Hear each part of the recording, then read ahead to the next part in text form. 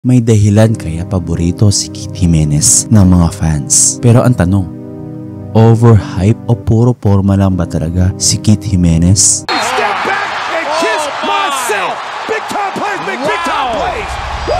Yo, what's up mga ka-big time? Ang pag-usapan natin ngayon kung ano ang expectation natin kay Kit Jimenez at magkaroon kaya siya ng kontrata sa San Miguel Beermen o sa PBA si Kit Jimenez. Napatunayan ko na talaga na sikat si Kit Jimenez, lalo na dito sa YouTube. Dahil kung ikaw ay matagal nang nanonood sa channel ko o ikaw ay fan ng Mavs Phenomenal Basketball, pag si Kit Jimenez ay nasa thumbnail o laman ng title sigurado ang daming views at mga nagko-comment lagi dito. Kaya proven na talaga si Kit Jimenez ay isang YouTube sensation. Kaya para sa akin, suportahan natin ang kapwa YouTuber natin na basketball player na di porket YouTuber o content creator ka wala ka ng ibang alam gawin. Maraming nagsasabi na kasing lupit niya si The Bro Terence Romeo. Nung nakaraan nga ay may in-upload ako na good news para kay Kit na binigyan na siya ng offer sheet ng San Miguel. At kamakailan nga lang nagsabay na sila mag-practice ng idol niyang si Terence Romeo. Pero ang tanong,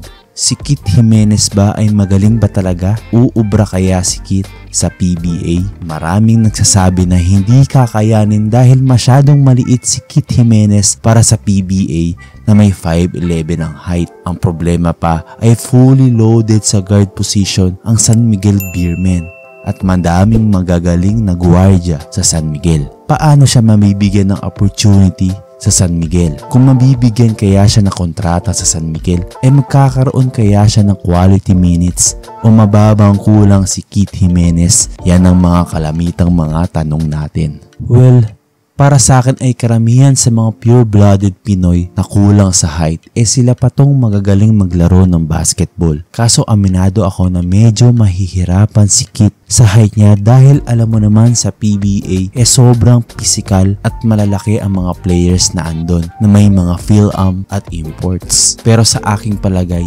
minsan mahirap pag medyo sikat ka. Tulad na nga lang yung nangyari kay Kai Sotto. Sumikat talaga si Kai Sotto, lalo na sa social media, yung panahon na magpapadraft siya sa NBA. Lahat ng expectation sa kanya ay mataas, kaso hindi siya pinalad mag-NBA. Yun, dumami ang mga haters at bashers ng bata. Pwede rin itong mangyari kay Kit Jimenez sa PBA. Alam naman natin na si Kit Jimenez ay scorer talaga.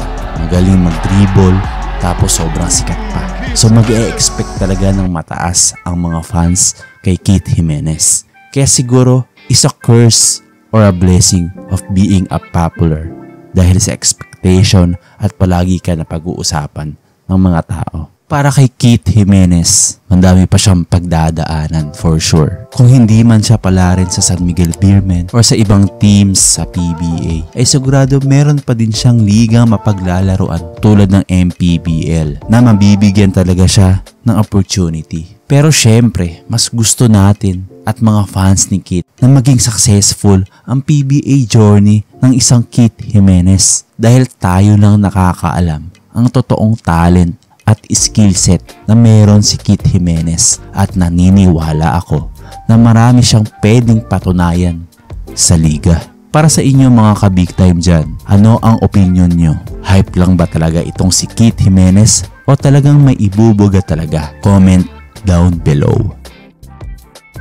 Actually, coach, yung Big Time Plays, inano ko nag-comment ako din sa kanya. Big Time Plays, shoutout pala sa YouTube channel ng Big Time Plays. Thank you so much. Sa mga eksena. Pogi si subscribe nyo sa Big Time Plays, di ba? Pang Mr. Pogi yan dati yan. Bro, talagang napakataas ng mga views na ngayon ni Big Time Plays, kaya congratulations sa'yo, bro. Si Big Time Plays, supportahan niya yan. Magaling din mag-video, tsaka kaibigan natin yan. Yo, shoutout nga pala sa Big Time Plays ng Malabon. Sa mga solid ka big time dyan, kung pwede sana i-follow nyo din ako sa Facebook page natin at tulungan nyo ako mapaabot ng 1,000 followers. Pagka naman. Maraming salamat po. For more basketball news and updates, just click the notification bell at kung bago ka pa lamang sa channel na to, please subscribe and support my channel guys. See you on the next video. Let's go! You don't like that! You don't like NBA basketball!